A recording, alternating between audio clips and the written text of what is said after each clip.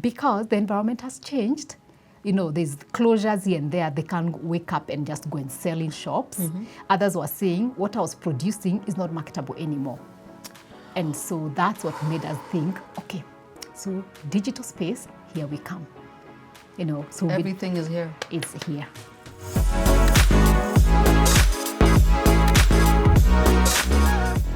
Hello, welcome back to my channel. I am sitting at the KEPSA offices. I wanted to let you know we have sanitized. We've had our masks. We're women. We never have to be asked twice, okay? But I want to talk business. And guess what? I wouldn't be at KEPSA if I didn't want to talk business. She needs no introduction, but I need to do it because her mom might be watching. So the KEPSA CEO, Carol Karaoke Karuga. I haven't seen you since. I know, can you imagine? I know. And a girl who I met when she was doing something online. And then she decided I could do more of this. This is Abigail Bunde. She is from Ameri Consulting. The reason we're having this conversation is that there's a sense of deja vu about where we are today. It's March, April 2021, and somehow feels a little bit like 2020, which for me, I don't know about you, and Carol, I want to start with you. For me, it means that the conversation we kept having called when things go back to normal, that this is our normal, and then we shall create new normals. Yeah. But what has that been like for you as KEPSA CEO? You don't want to go there. But anyway, I think what it has been, has had its good and bad. Okay. But people hear the bad a lot, but they don't hear the good. Let's hear the good. And the good is that we've realized that we are very innovative as a country. Oh, yeah. And that innovation, I don't think would have gotten there at this pace in our old normal. No. Why? Because we were comfortable. Yes. And we could do business. But now we're not, because things have changed. And so people have had to think, what do we do differently? In terms of how do I produce differently? How do I market differently? How do I buy differently? How do I access my customers differently? How do I access my customers? And now also realizing, we've always said we are a global village. Yes. But a lot of us, unless you feel like until I'm a big company, I can't accept the global world. But now we're realizing you can actually seated at home. You can. Yeah. But this now brings me to Abigail. When you started Ameri Consulting, the digital space, you'd been there before. Did you ever think you'd see a day like today, where without a doubt, if digital strategy was not part of a business's makeup, then that company really had no strategy? Did you ever think that was possible? I mean, just like Carol says, everyone was comfortable. Yeah. So we kept preaching horse and saying, guys, you need to get onto this ship now. But now COVID happened and everyone was like, all right. So how do I do this? Yeah, so what we thought would come 5-10 years from when we started came literally 2 years into it. Yeah. Were you ready? Yes and no. Yes and no, like all of us. And I'm glad she was honest because, some people are like, we pivoted. We're like, no, we were not ready, but we had to be. Yes. Yes. We had to be. Yes, so we had to be. We didn't anticipate the numbers that we needed to support then. We didn't anticipate the urgency, but then we had to now shift and partner and do all that we can to support everyone. But however, Carol, I need to ask you this because when I think about it, so of all the things you could do, and all of us are required to be useful in the spaces we have the most influence in. KEPSA is big, but you said a booster program digitally led for SMEs. What gave birth to that? Because what we did from March, actually before our first case in the country, and that's the time I think we're starting to hear cases in Europe and all that, then we started saying, our global chains are with Asia, Europe, and the Americas and all. So are they going to start being affected, whether we get COVID here or not? And so we did our first survey, and we started seeing some of the businesses that have those global value chains were starting to be affected, despite that we hadn't had a case in Africa. Yes. And so that was the first one. Then we thought, okay, then we had our first case. And that now we said, okay, then we're going to have to do surveys every 3 months and see the impact on business as this thing grows in this space. Because it was not going away. It wasn't going away. And now more cases, more countries in Africa. You remember there was that time when media kept telling us, now there's Kenya, Uganda. Yes, I know like it was that. growing. It was like growing. a little bit of Egypt. This, exactly. that, You know, and the impact on business was also growing. And would also segment businesses. You know, the impact on large businesses and the impact on small businesses. And we realized the small businesses were getting impacted more and more. And so we started saying, okay, government, we are working with government on incentives, economic incentive, physical measures and all that.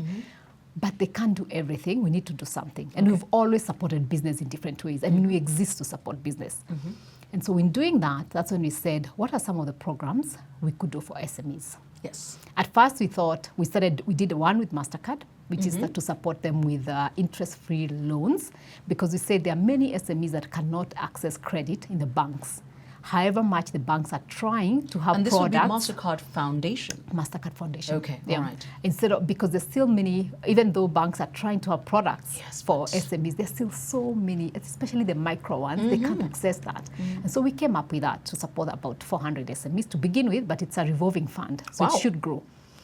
Then we started saying, but then there was also demand for information. People needed to know, where do I sell? Now that there are containment measures, what do I do? You know, so we opened a 24-hour call center for businesses. So you could call in and get responses on what's going on and how you can do business. And that's when we started Carol. Thank you. And that's when we started hearing SMEs, their biggest issues not only was the credit side, but now they couldn't access their usual markets. And we thought, okay, because the environment has changed, you know, there's closures here and there. They can't wake up and just go and sell in shops. Others were saying, what I was producing is not marketable anymore. And so that's what made us think, okay, so digital space, here we come. You know, so everything is here. It's here. Then we need to, so we started a training and mentoring program at first, so they could talk to each other, they could talk to big businesses. So apart from the 24-hour call center, we had a mentoring and training program. Nice. Which happens even today every Friday morning. And we have about 400 to 400 SMEs that call who join in from around the country. And one of the businesses, whether it's a Vimal Shah or whoever, will come in and talk about their journey and what they're doing, and and they would ask questions and all that. So that's really been good. And then that's when we thought, okay, why don't we do then a booster program? Okay.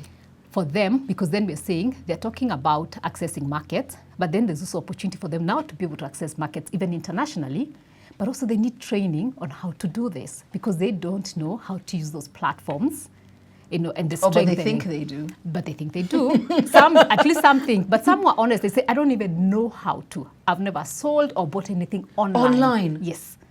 So that's when we went to Trademark East Africa, which is one of our partners in the European Union, and we said, we can do this because these are the other things we're doing with SMEs, and this is their need right now. And that's why they said, oh, we also have Ameri Consulting, who've also been thinking about the same thing. Oh, really? Yeah, you guys get together. Serendipity. Yeah, and let's work together. This is where I have a moment where I say, so the reason I called them is that I saw on Twitter that they had done this thing and I hadn't been invited. I was like, interested, so perhaps. No, really, I saw the launch and I was like, but that's my space. Why am I not part of this conversation? So that's how the two of you got together, Ameri and KEPSA. So how does a booster program work? Yeah, I think I'm interested in that because, you know, when wires were being fitted, you said that you're on your 5th cohort, graduated 500 SMEs already. There's room for you, don't worry, in case you knew about it and then you've done nothing. Imagine, Mungu alali, back again at you. But what do you offer? Okay, so like Carol said, the biggest gap was the how. You know, we make a lot of assumptions and assume that people know this stuff. The people who actually know how to fully trade online are very few. Okay, most people, it's a good thing that people are trying to experiment. So a lot of Kenyans are online, but posting a thing or two on social media here and there, maybe you've posted, you've missed on the price, so you're saying DM for the price, you drop the sale. Wacheni or so. Exactly. Or maybe you've put on your website a picture of a bag, but the color description is different, the sale has dropped. You get? So the start of it is that we ask you to register. So please register. Please register. Link is here. Link is here. Yeah. So we ask you to register. Once you register, we do a digital audit of your business. So one of the questions we ask is, what kind of presence do you have online? So do you have a website? Do you have website? Do you have a website? Do you have social media? Naniko Facebook. Exactly. Do you have Instagram? Do you have, where are you? Okay. Are you on Twitter? Are you on LinkedIn? Are you on a marketplace? What's your presence like? A lot of them actually, most of them, of the ones we have signed up so far, are operating in their physical stores. And then the second one is social media, and then very few have websites, and then even fewer are on e-commerce marketplaces. And the blocker is that most of them don't know how, okay? Yeah. So we even go further. Once you have said, for example, if you have, so a lot of people don't have, but the ones who have, we go online and see, okay, what are you doing online? So you will find someone's last post was in 2017. True. And then now from 2017, people now started trying to post again because of COVID. Oh, of course, because it was the only way they could access their customers. It was the only way. But literally, and you know the worst thing about social media is that it says, Abigail has posted again for the first time in a long time. in a long time. Yeah. Yeah. And so we're like, hello. Yeah. Yes. And then the question comes in, people say, but we're getting likes. If you're lucky, you get likes, but no one's buying. But that's a vanity matrix. Yes. Yes, so there's no conversion. So what we do once we've done the digital audit is that we group them into cohorts of 125 per sector. So far we've done services and consultancy. We've done guys in travel and tourism who, of course, were one of the hardest hit. We've done food and beverage, agriculture and fresh produce. So we had guys sitting in class in Zoom, but midway probably had to coordinate their deliveries and stuff like that. And yeah, so we do training every Monday to Friday. We have 4 core units. So we do the basics of what is e-commerce, what is it, what are the advantages, what are the disadvantages, which platforms can you sell on. We cover all that. Then we do online branding and digital marketing. This is where we educate on what a brand is. I like the way she's gone, we educate. I want you to take a break. I want to take a break so you can call your friend and say, get in here. Yeah. But when we come back, Carol, the question I have for you is, as you saw the module, what is the one thing that excited you about the module that she put together? As for you, what did your students say, hiya? I want to know what those ones are, okay? So here's the thing. I'm here because, as usual, FOMO. KEPSA had a launch. It was online. I saw it on Twitter, and I was like, but me, the Kimenyi from digital, I was not there. Why?